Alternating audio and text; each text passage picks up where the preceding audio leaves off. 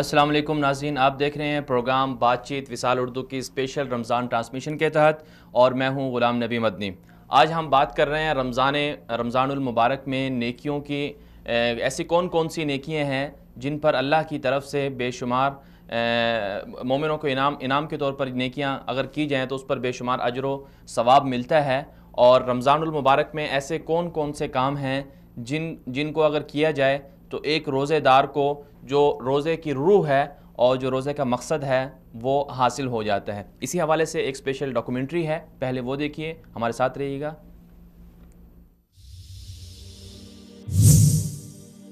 ماہ رمضان نیکیوں کا خزانہ۔ رمضان المبارک امت مسلمہ پر اللہ کا خصوصی انعام ہے۔ دنیا کے کسی مذہب کے پیروکاروں کے پاس رمضان جیسا کوئی مہینہ نہیں۔ یہ مہینہ اللہ کی میزبانی کا مہینہ ہے۔ ایک حدیث کے مطابق ماہ رمضان میں ایک ایسی رات ہے جس کے بارے قرآن کریم میں اللہ تعالیٰ نے ارشاد فرمایا، جس کا ترجمہ ہے لیلۃ القدر کی رات 1000 مہینے کی عبادت سے بہتر ہے۔ اس ماہ مبارک میں اللہ اپنے بندوں پر انعامات کی بارش کرتا ہے، نیکیوں کا اجر و ثواب بڑھا دیا جاتا ہے، گناہوں کی معافی اور جہنم سے چھٹکارے کے پروانے دیے جاتے ہیں۔ رمضان المبارک کے بارے رحمت عالم صلی اللہ علیہ وسلم کا ارشاد پاک ہے، جس کا مفہوم ہے، جس نے رمضان میں یقین اور ثواب کی امید کے ساتھ روزہ رکھا اس کے پچھلے تمام گناہ معاف کر دیے جاتے ہیں۔ ایک دوسری حدیث میں ارشاد فرمایا، جس نے رمضان میں یقین اور ثواب کی امید کے ساتھ قیام اللیل یعنی تراویح پڑھی اس کے پچھلے تمام گناہ معاف کر دیے جاتے ہیں۔ ایک اور حدیث پاک میں نبی رحمت صلی اللہ علیہ وسلم نے ارشاد فرمایا، رسوا ہو جائے وہ شخص جس پر رمضان آیا اور گزر گیا اور اس نے اس میں اپنی مغفرت نہ کرائی۔ اس میں کوئی شک نہیں کہ روزہ افضل ترین عبادت اور اطاعت ہے، اس کا ثواب بھی عظیم ہے۔ روزہ صبر کرنے والوں کی عبادت ہے، متقی لوگوں کا زاد راہ، کامیاب لوگوں کے لیے ذخیرہ آخرت ہے۔ روزہ بیماریوں سے شفا کا باعث ہے، روح اور جسم کی صحت، طاقت اور علاج کا ذریعہ ہے، نیز جسمانی تربیت بھی ہے۔ پھر ان سب سے بڑھ کر پروردگار کی اطاعت اور گناہوں کی مغفرت کا باعث بھی ہے۔ روزے کی فضیلت میں اتنا ہی کافی ہے کہ اللہ تعالیٰ نے ابن آدم کے اعمال 2 قسموں میں تقسیم کیے اور روزوں کو مستقل الگ قسم قرار دے کر اسے اپنی طرف منسوب فرمایا، جبکہ ابن آدم کے دیگر تمام اعمال کو دوسری قسم میں شامل فرمایا۔ حضرت ابو ہریرہ رضی اللہ عنہ سے مروی ہے کہ رسول اللہ صلی اللہ علیہ وسلم نے ارشاد فرمایا، ابن آدم کی تمام نیکیاں 10 گنا سے 700 گنا تک بڑھا دی جاتی ہیں، لیکن اللہ تعالیٰ کا فرمان ہے سوائے روزے کے، کیونکہ روزہ میرے لیے ہے اور میں ہی اس کا اجر دوں گا۔ روزے دار میری وجہ سے اپنی خواہشات اور کھانا پینا چھوڑتا ہے۔ روزے دار کے لیے 2 خوشیاں ہیں، ایک خوشی روزہ افطار کرتے ہوئے اور دوسری خوشی اپنے پروردگار سے ملاقات کے وقت۔ ماہ رمضان میں روزے دار کو افطار کرانے پر اللہ کے محبوب صلی اللہ علیہ وسلم نے ارشاد فرمایا کہ جس نے روزے دار کو افطار کرایا اس کے لیے روزے دار کے برابر ثواب ہے اور روزے دار کے اجر میں سے کوئی کمی نہیں کی جائے گی۔ رمضان المبارک کو ماہ قرآن بھی کہا جاتا ہے کیونکہ قرآن کریم کا نزول اسی ماہ مبارک میں ہوا۔ حدیث پاک کے مطابق حضرت جبرائیل امین رمضان کی ہر رات میں آپ صلی اللہ علیہ وسلم سے ملاقات کرتے اور آپ صلی اللہ علیہ وسلم کے ساتھ قرآن کا دور کرتے، اس لیے اس ماہ مبارک میں تلاوت کلام الہی کا اجر بے انتہا ہے۔ حدیث شریف کے مطابق جس نے کتاب اللہ کا ایک حرف پڑھا اس کے لیے اس کے عوض 1 نیکی ہے اور 1 نیکی کا ثواب 10 گنا ہوتا ہے۔ میں نہیں کہتا الف لام میم ایک حرف ہے، بلکہ الف ایک حرف، لام ایک حرف اور میم ایک حرف ہے۔ بخاری شریف کی روایت کے مطابق رمضان المبارک میں عمرہ کرنے کا ثواب حج کے برابر ملتا ہے۔ اسی طرح رمضان المبارک میں صدقہ و خیرات کا اجر بھی بڑھا دیا جاتا ہے۔ سیدنا انس بن مالک رضی اللہ عنہ بیان کرتے ہیں کہ حضور نبی کریم صلی اللہ علیہ وسلم سے پوچھا گیا کون سا صدقہ افضل ہے؟ آپ صلی اللہ علیہ وسلم نے ارشاد فرمایا رمضان میں صدقہ کرنا افضل ہے۔ بخاری شریف کی روایت کے مطابق آپ صلی اللہ علیہ وسلم کی سخاوت ماہ رمضان میں بہت زیادہ بڑھ جاتی تھی۔ آئیے مل کر نیکیوں کے اس ماہ مبارک سے مستفید ہوں۔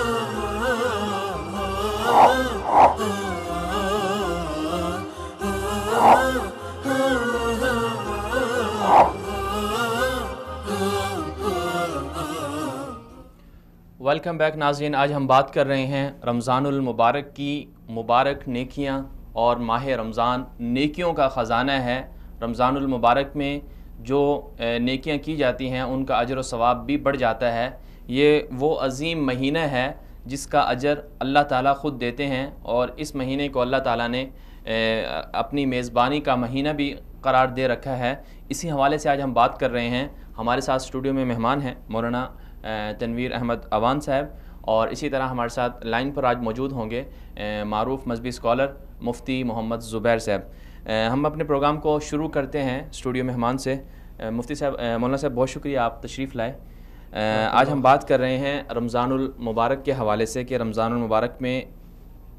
پورا کا پورا مہینہ جو ہے یہ نیکیوں کا ایک خزانہ ہے۔ بے شمار رمضان المبارک کی ایسی نیکیاں ہیں جن میں اجر دگنا ہو جاتا ہے، بڑھ جاتا ہے۔ تو آپ کیا کہیں گے رمضان المبارک کے حوالے سے کہ اسے نیکیوں کا مہینہ کیوں کہا جاتا ہے، یا اس میں ایسی کون کون سی نیکیاں ہیں جس کی وجہ سے اس کی اہمیت دیگر مہینوں سے بڑھ جاتی ہے؟ نحمد و نصلی علی رسول الکریم، اما بعد، فاعوذ باللہ من الشیطان الرجیم، بسم اللہ الرحمن الرحیم۔ قال النبی صلی اللہ علیہ وسلم من صام رمضان ایمانا و احتسابا غفر له ما تقدم من ذنبی۔ سب سے پہلے میں وصال اردو کا اور آپ کا بہت تہ دل سے شکریہ ادا کرتا ہوں کہ آپ نے مجھے موقع دیا۔ رمضان المبارک نیکیوں کا موسم بہار، اس حوالے سے جب ہم ذخیرہ حدیث کا مطالعہ کرتے ہیں، دیکھتے ہیں، تو ہمیں حضرت سلمان فارسی رضی اللہ تعالیٰ عنہ کی روایت نظر آتی ہے کہ شعبان کے اخیر میں آپ علیہ السلام نے صحابہ اکرام کو جمع فرما کر ایک منشور اور دستور العمل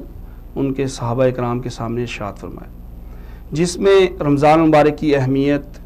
اس میں کیے جانے والے اعمال اور اس میں اعمال کی جو قدر و قیمت ہے کس حساب سے بڑھ جاتی ہے، اس کو بیان فرمایا۔ سب سے پہلے یہ ارشاد فرمایا کہ اس میں ایک ایسی رات ہے جو 1000 مہینوں سے بہتر ہے۔ قرآن پاک کی آیت بھی ہے لیلۃ القدر خیر من الف شہر، کہ لیلۃ القدر کی وہ رات ہے اور 1000 مہینوں سے بہتر ہے، اس میں عبادت کرنا گویا کہ 1000 مہینوں سے زیادہ کا اجر و ثواب اور اللہ تعالیٰ کا تقرب حاصل ہو جاتا ہے۔ اور دوسرا آپ علیہ السلام نے ارشاد فرمایا کہ اس میں اعمال کی قدر و قیمت بڑھ جاتی ہے، کہ ایک نفل ادا کریں گے تو وہ فرض کے برابر ہوگا، اور ایک اگر فرض ادا کریں گے تو وہ دوسرے دنوں کے 70 فرائض سے زیادہ اہمیت اختیار کر جاتا ہے۔ اور آپ صلی اللہ علیہ وسلم نے یہ بھی ارشاد فرمایا کہ یہ صبر کا مہینہ ہے، اور صبر کا جو اجر ہے وہ بے حساب ہے۔ اس کے ساتھ آپ علیہ السلام نے یہ بھی ارشاد فرمایا کہ یہ غمخواری کا مہینہ ہے، دوسروں کے احساس کرنے کا مہینہ ہے، دوسروں کے غموں میں شریک ہونے کا مہینہ ہے۔ اور اس کے ساتھ ساتھ آپ علیہ السلام نے اس کی اہمیت یوں بھی ارشاد فرمائی کہ اس کا جو پہلا عشرہ ہے وہ رحمت ہے، دوسرا مغفرت ہے، اور تیسرا جہنم سے چھٹکارے کا ہے۔ اور نبی پاک صلی اللہ علیہ وسلم نے اس مہینے میں 4 اعمال کو کثرت سے کرنے کا ارشاد فرمایا۔ سب سے پہلے یہ ارشاد فرمایا کہ کلمہ طیبہ کا کثرت سے ورد کریں، اور دوسرا استغفار، تیسرا جنت کو طلب کرنا، اور چوتھا جہنم سے پناہ مانگنا۔ تو یہ جو ساری چیزیں ہمیں نظر آتی ہیں یہ اس لیے ہے کہ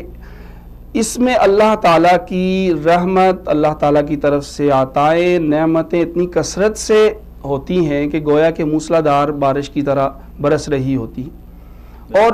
اس کی جتنی زیادہ قدر و قیمت ہوگی، جتنی زیادہ اہمیت ہوگی، اعمال کا وزن، اعمال کی اہمیت اتنی ہی زیادہ ہے۔ لیکن اگر اس کا احساس کر لیا جائے اور اس کو اپنا لیا جائے، اعمال کا اہتمام کر لیا جائے، تو اللہ تعالیٰ کی جو رحمت ہے انسان اتنی ہی تیزی سے حاصل کرنے والا ہو جاتا ہے۔ اس کے ساتھ جو ایک چیز اہمیت کی حامل ہے وہ یہ ہے کہ ہم 11 مہینے اپنی دنیاوی معمولات کے ساتھ چل رہے ہوتے ہیں، تو ان کی کثرت ہونے کی وجہ سے ہمارے اعمال میں کمزوری آ جاتی ہے۔ بالکل۔ اور جب اعمال میں ہمارے کمزوری آتی ہے تو یہ جو نیکیوں کا موسم بہار ہے اور اس میں ماحول نیکی کا بنا ہوتا ہے، شیاطین کو بند کر دیا جاتا ہے۔ احادیث میں آتا ہے کہ آسمان کے دروازے کھول دیے جاتے ہیں، دوسری روایت میں ہے کہ رحمت کے دروازے کھول دیے جاتے ہیں، تیسری روایت میں ہے کہ جنت کے دروازے کھول دیے جاتے ہیں۔ جب یہ ساری اتنی اللہ تعالیٰ کی طرف سے عنایتیں ہیں تو ہر ایک مسلمان کو اس چیز کا احساس کرتے ہوئے، اس چیز کا اہتمام کرتے ہوئے اپنے جتنے بھی معمولات ہیں ان کو جتنا زیادہ سمیٹ سکتے ہیں سمیٹ کر ان کے لیے کچھ وقت نکال لیا جائے، اور جو باقی وقت ہو وہ اللہ تعالیٰ کی عبادت میں، توبہ اور استغفار میں، اور زیادہ سے زیادہ قرآن پاک کی تلاوت میں، ان اعمال میں گزار لیا جائے، تاکہ جو اعمال کی قدر و قیمت بڑھ چکی ہے وہ فائدہ بھی اس سے حاصل کیا جائے، اور جو کمی 11 مہینوں کی ہماری دوسری دنیاوی محنت کی وجہ سے تھی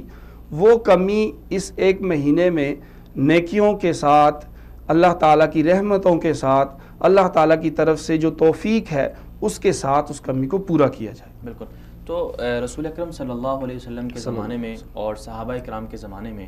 رمضان المبارک کے معمولات کیا ہوتے تھے، وہ کس طرح سے اس زمانے میں رمضان کو گزارا جاتا تھا، اور امت مسلمہ اور مسلمانوں کے لیے ان کی سیرت میں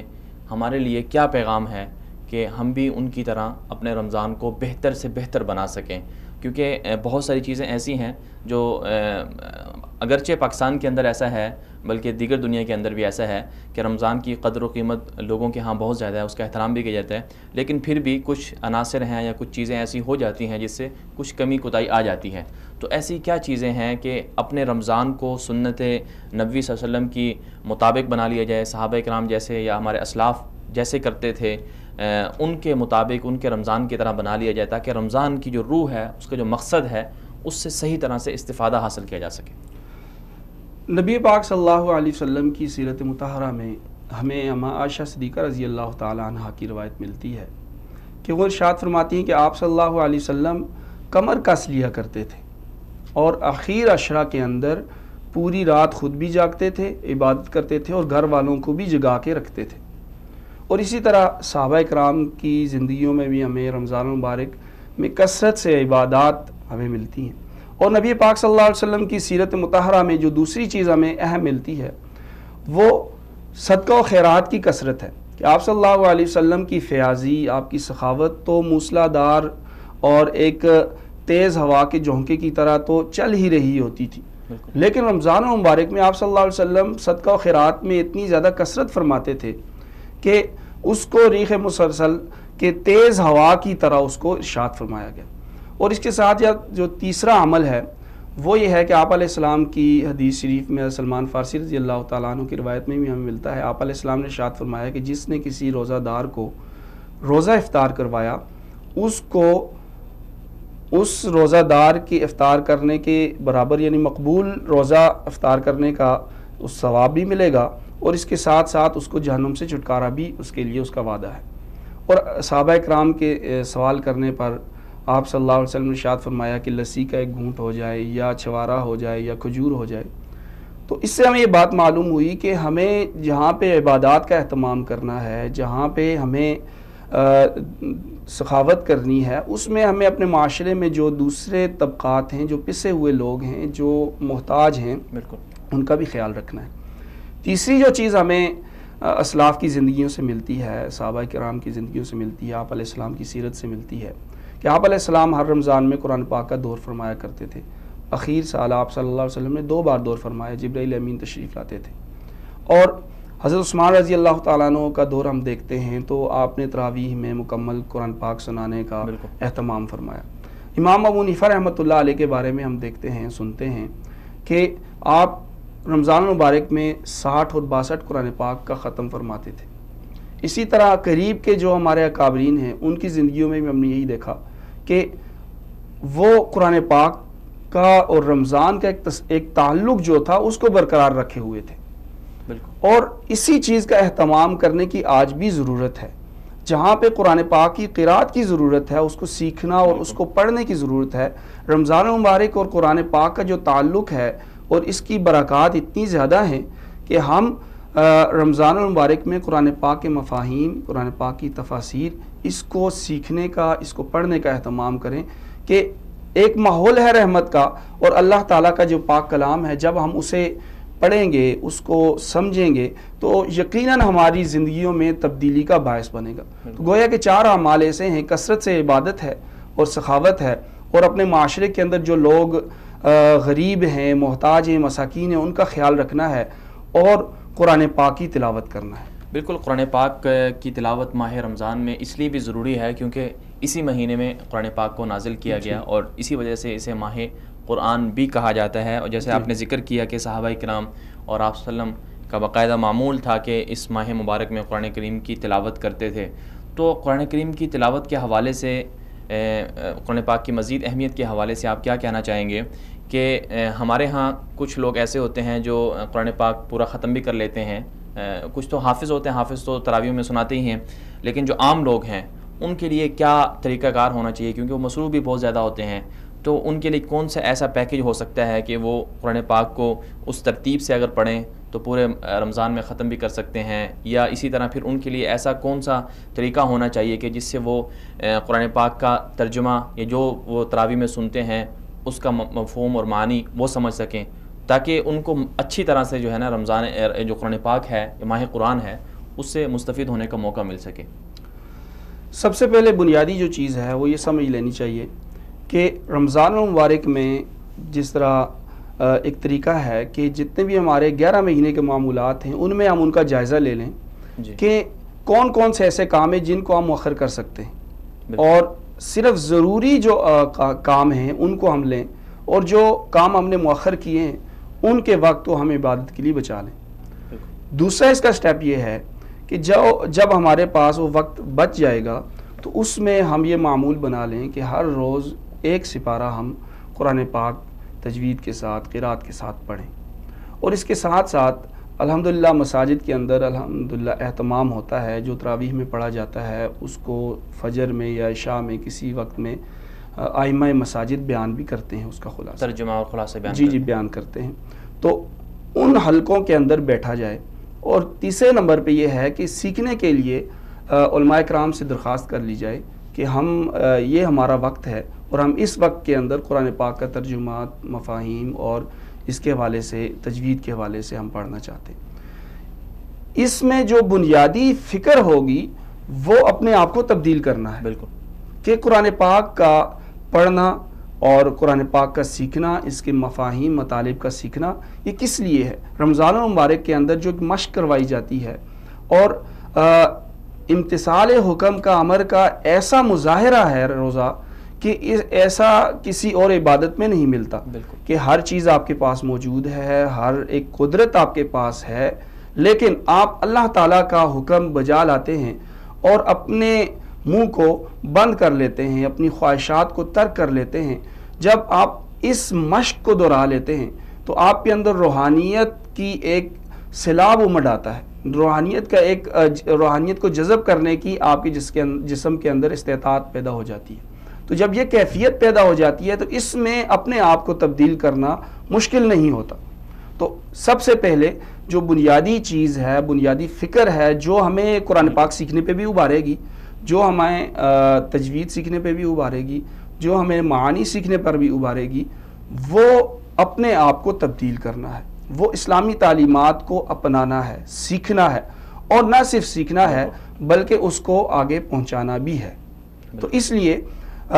جتنے حلقات قرآنیہ ہیں، ائمہ مساجد ہیں، علماء اکرام ہیں، ان کے ساتھ جوڑنا یہ سب سے اہم عنصر ہے اس بات کے لیے کہ ہم قرآن پاک سیکھ بھی لیں اور رمضان المبارک کے زیادہ سے زیادہ اوقات کو ہم قیمتی بنا لیں۔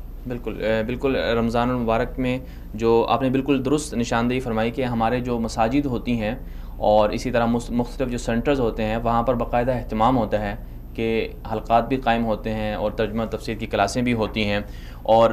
جو سب سے ان ساری کلاسوں سے اور ان سب چیزوں سے جو ہمیں مقصد حاصل کرنا ہے وہ یہی ہے کہ انسان اگر بہت ساری چیزوں میں کمی کوتاہی کا شکار ہے جو اس کے اندر نہیں ہے اور اللہ کی طرف سے ان چیزوں کا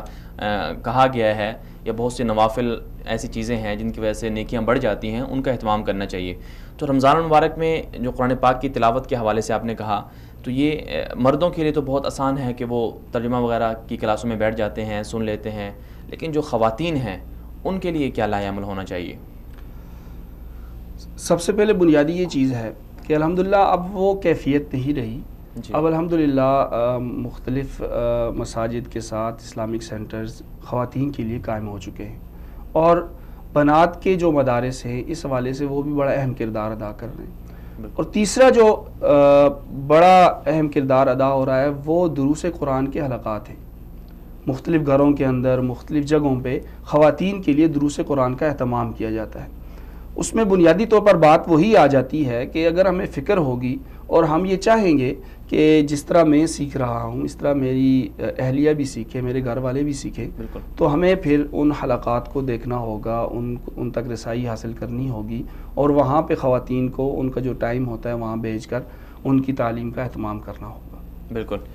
جی ناظرین، یہاں پر ایک مختصر سے بریک کا وقت ہوا ہے۔ ہم بات کر رہے تھے آج ماہ رمضان میں نیکیوں کے حوالے سے کہ رمضان المبارک کی جو نیکیاں ہیں، جو رمضان المبارک میں اگر وہ ایسے نیک کام کر لیے جائیں تو ان کا اجر و ثواب بہت زیادہ بڑھ جاتا ہے۔ رمضان المبارک کی اسپیشل ٹرانسمیشن جاری رہے گی، لیکن یہاں ایک مختصر سی بریک لیں گے، بریک کے بعد واپس آئیں گے ہمارے ساتھ۔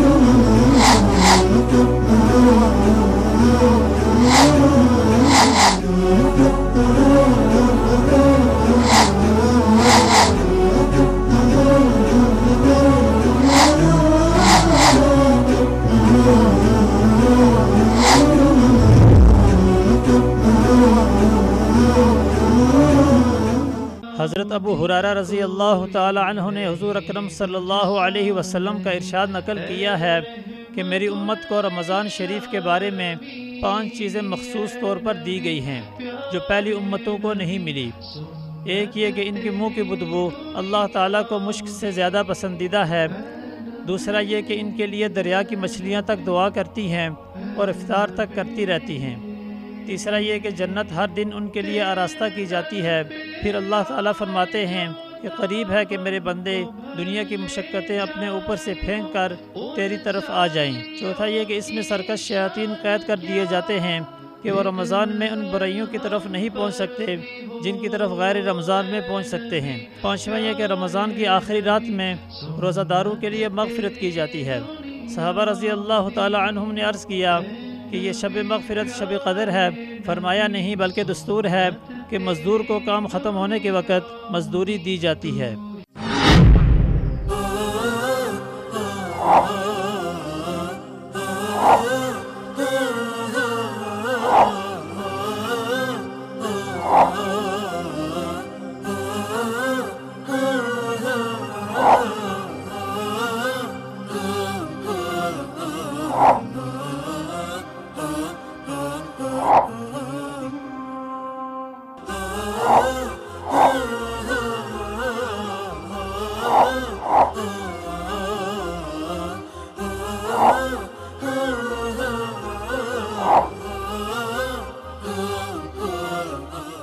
ویلکم بیک ناظرین، آج ہم بات کر رہے ہیں ماہ رمضان میں ایسی کون کون سی نیکیاں ہیں یا ایسے کون کون سے اعمال ہیں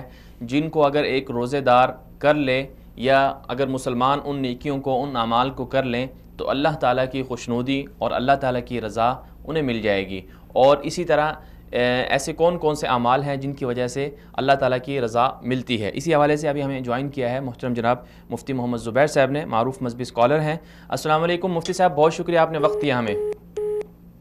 غالباً لائن ڈراپ ہوگی، دوبارہ کال کی کوشش کریں گے۔ رمضان المبارک، اس میں کوئی شک نہیں ہے کہ رمضان المبارک کی جو عبادات ہیں، جو اس میں اعمال کیے جاتے ہیں، وہ بے انتہا اہمیت کے حامل ہیں، قیمتی ہیں۔ ان کا جو اجر و ثواب ہے وہ بہت زیادہ ہوتا ہے اور اللہ تعالیٰ کی خصوصی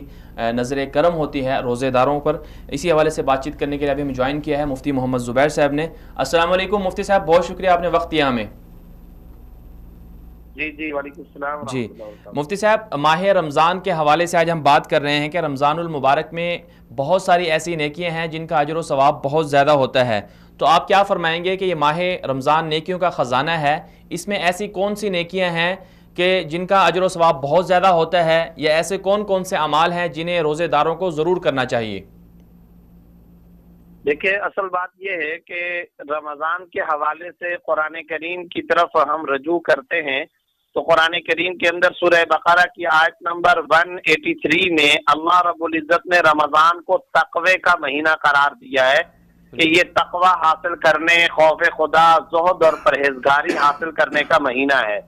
پھر اسی رمضان کا تذکرہ کرتے ہوئے 185 کے اندر اللہ رب العزت نے رمضان کو قرآن کریم کا مہینہ قرار دیا ہے۔ شہر رمضان الذی انزل فیہ القرآن ھدی للناس وبینات من الھدی والفرقان۔ تو 183 کے اندر تقوی کا مہینہ، 185 کے اندر اللہ رب العزت نے قرآن کا مہینہ، پھر 186 کے اندر اللہ نے عبادت کے ساتھ ساتھ دعا کا خاص طور پر تذکرہ کرتے ہوئے وَإِذَا سَأَلَكَ عِبَادِي عَنِّي فَإِنِّي قَرِيبٌ أُجِيبُ دَعْوَةَ الدَّاعِ إِذَا دَعَانِ، یہ ارشاد فرمایا۔ ان تین آیتوں کو ہی اگر آپ سامنے رکھیں تو ہمیں پتہ چلتا ہے رمضان کی حقیقی روح یہ ہے، یہ رمضان کا حقیقی تعارف ہے۔ لہذا رمضان کو گزارنا چاہیے تلاوت قرآن، فہم قرآن، قرآن کریم کو سمجھنے، دعا، الہا و زاری، تقوی، پرہیزگاری اور روحانی پالش حاصل کرنے کا اس سے زیادہ بہتر ترین موقع، عمدہ اور شاندار موقع کوئی اور نہیں ہو سکتا۔ پلس اس کے ساتھ ساتھ آپ ایڈ کر دیں وہ جو بخاری کے اندر آپ صلی اللہ علیہ وسلم کی صدقہ و خیرات کی صفت، اور وہ بھی خصوصاً رمضان کے بارے میں ام المومنین عائشہ صدیقہ رضی اللہ تعالیٰ عنہا نے بیان فرمائی، کان اشد من الریح المرسلہ، کہ تیز آندھی سے بھی زیادہ آپ صلی اللہ علیہ وسلم رمضان کے مہینے میں صدقہ و خیرات کا معاملہ فرمایا کرتے تھے۔ پھر بخاری ہی کے اندر حضرت عائشہ رضی اللہ تعالیٰ عنہا کی یہ روایت بھی موجود ہے کہ آپ صلی اللہ علیہ وسلم اذا دخل العشر الاواخر شد میزرہ ایقظ اہلہ واحیا لیلہ، آپ صلی اللہ علیہ وسلم عبادت کے لیے کمر کس لیا کرتے تھے، اپنے اہل خانہ کو شب بیداری کی ترغیب دیا کرتے تھے، وَأَحْيَا لَيْلَ، اور خود شب زندہ دار ہو کر رات رات بھر عبادت فرمایا کرتے تھے۔ جبرائیل امین کے ساتھ بخاری جلد اول ہی کے اندر 2 مرتبہ قرآن کریم کا دور کرنا، اس کا بھی تذکرہ آپ کو واضح طور پر ملتا ہے۔ رسول اللہ صلی اللہ علیہ وسلم، صحابہ کرام، اہل بیت اطہار، ان کی عبادت اور ان کا جو نقشہ رمضان تھا، وہاں تک تو شاید ہم نہیں پہنچ سکتے، لیکن قریبی زمانے کے اندر ہم اپنے اولیاء کرام، بزرگان دین کو بھی اگر دیکھیں تو کوئی ایک رمضان میں 30 قرآن ختم کر رہا ہے، کوئی 62 قرآن ختم کر رہا ہے، کوئی 52 قرآن کریم ختم کر رہا ہے۔ تو یہ ساری کی ساری جو ہمارے سامنے ان بزرگوں کے حالات زندگی کی تحریریں ملتی ہیں، ان سے یہ ہمیں نقوش حاصل کر لینے چاہیے کہ ہمیں بھی اپنا رمضان کم از کم انہی کے نقوش پا پر گزارنے کی کوشش کرنی چاہیے۔ بالکل مفتی صاحب، آپ نے ذکر کیا کہ آپ صلی اللہ علیہ وسلم کی سخاوت رمضان کے مہینے میں بڑھ جاتی تھی، تو آپ مسلمانوں کے لیے کیا پیغام ہے اس میں کہ وہ کہاں کہاں اپنی سخاوت کو بڑھائیں اور کہاں کہاں پر وہ خرچ کریں؟ دیکھیں، اس سلسلے میں ایک اہم ترین نقطہ وہ یہ ہے کہ اس وقت پوری دنیا میں اور خصوصاً عالم اسلام اور امت مسلمہ کے اندر جو غربت ہے اور جو قسم پرسی ہے، روزگار اور معاش کی جو کمزوری ہے، اس کے جہاں اور کئی اسباب ہے، بڑا سبب یہ ہے زکوٰۃ کا فریضہ صحیح طور پر ادا نہیں کیا جاتا۔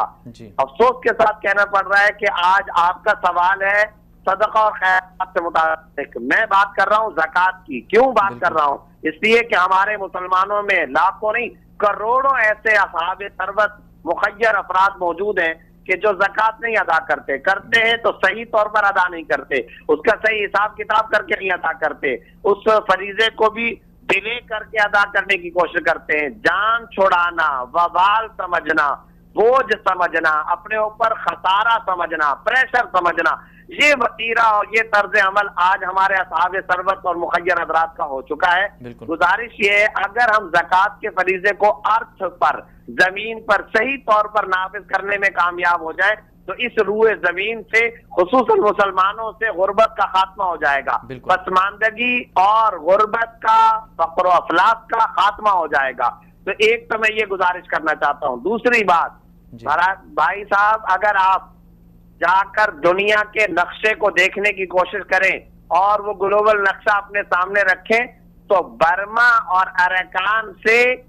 برونائی بہت زیادہ دور نظر نہیں آئے گا،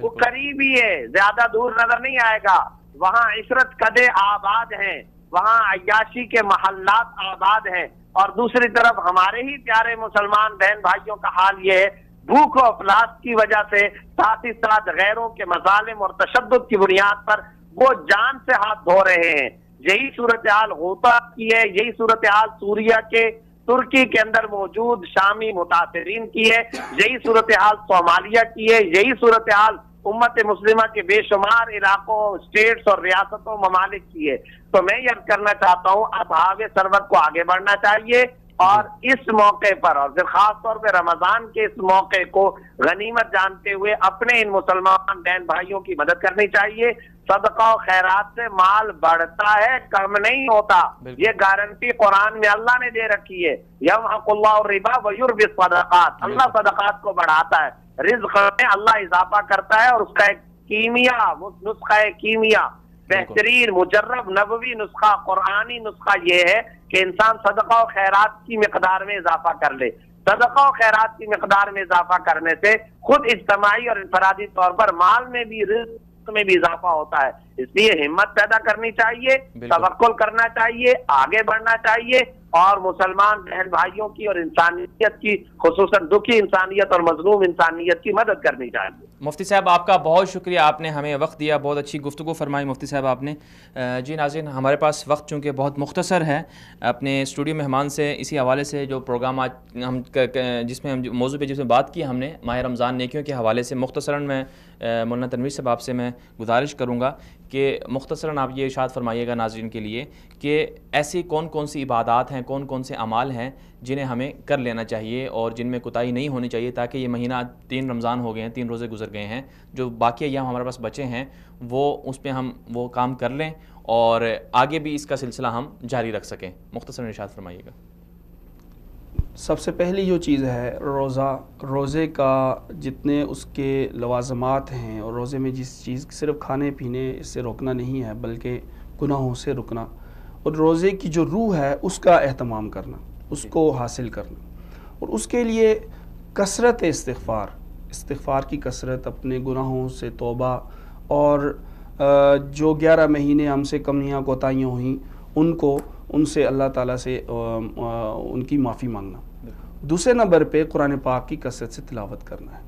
اور تیسرے نمبر پہ اللہ تعالیٰ کا ذکر خلوت میں بیٹھ کر اللہ تعالیٰ کے اسم ذات کا ورد کرنا، اس کی ضرب لگانا،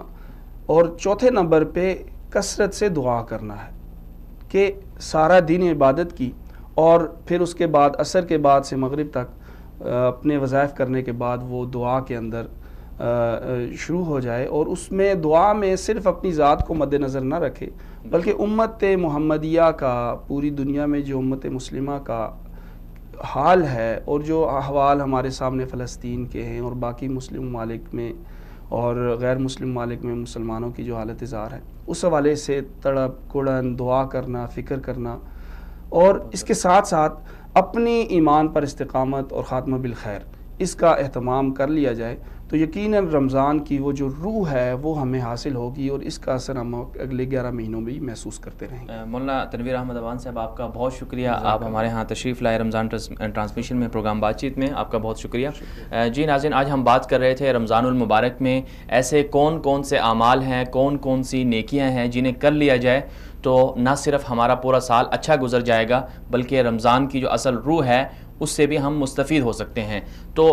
بنیادی طور پر 2 بڑے پیغام ہیں اس رمضان المبارک میں۔ ایک تو یہ ہے کہ اللہ کی خوشنودی حاصل کر لی جائے۔ اللہ کی خوشنودی وہ اللہ کے خوف سے آئے گی، اور جسے تقویٰ بھی کہا جاتا ہے، اور اسی طرح اللہ کی خوشنودی اور رضامندی رسول اکرم صلی اللہ علیہ وسلم اور صحابہ کرام کی جو اتباع ہے اس سے آئے گی۔ اس سلسلے میں قرآن و سنت کو ہمیں مشعل راہ بنانا ہوگا، اور قرآن و سنت ہی کو سامنے رکھ کر اپنے روزے کو اور اپنے معمولات کو صحیح طرح سے انجام دینا ہوگا۔ اس کے ساتھ دوسرا بڑا پیغام رمضان المبارک کا یہ ہے کہ جس طرح روزے دار خود، ایک روزے دار جو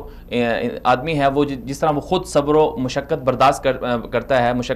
کرتا ہے، اللہ کے لیے رک جاتا ہے کھانے پینے سے، حلال چیزوں سے، اسی طرح اس کو چاہیے کہ جو اس سے وہ چیز سبق حاصل کر رہا ہے وہ یہ ہے کہ جو دوسرے مسلمان بھائی ہیں، چاہے وہ کہیں پر بھی کسی بھی ملک میں ہیں، مظلوم ہیں، ان پر ظلم ہو رہا ہے، ان پر جو مشقتیں ڈھائی جا رہی ہیں ان کی فکر بھی کی جائے۔ تو 2 یہ بڑے پیغام ہیں، اللہ کی رضامندی، اور دوسرا دکھی انسانیت اور مظلوم مسلمان بھائیوں کی خیر خواہی، اور ان کے لیے ایک فکر کرنا کہ ان کے لیے ہم کس طرح سے اس رمضان المبارک میں نیکی کر سکتے ہیں، کس طرح سے ان کے ساتھ تعاون کر سکتے ہیں۔ ان چیزوں کو ہمیں مد نظر رکھنا ہوگا۔ اللہ تعالیٰ سے دعا ہے کہ اللہ تعالیٰ اس ماہ مبارک سے ہم سب مسلمانوں کو صحیح طرح سے مستفید ہونے کی توفیق عطا فرمائے، اور جو ہمارے مظلوم مسلمان بھائی ہیں جہاں کہیں بھی ہیں دنیا کے اندر، چاہے فلسطین میں ہیں، شام میں ہیں، افغانستان میں ہیں، کشمیر میں ہیں، برما میں ہیں، یا جہاں کہیں بھی ہیں، ان سب کے اوپر جو مظالم ڈھائے جا رہے ہیں ان مظالم کا خاتمہ ہو، اور ہر مسلمان کو اس کے لیے اپنا حصہ ڈالنے کی توفیق عطا فرمائے۔ آج کے لیے اتنا ہی۔ اپنے میزبان غلام نبی مدنی کو اجازت دیجیے، ملتے ہیں اگلے پروگرام میں۔ اللہ حافظ۔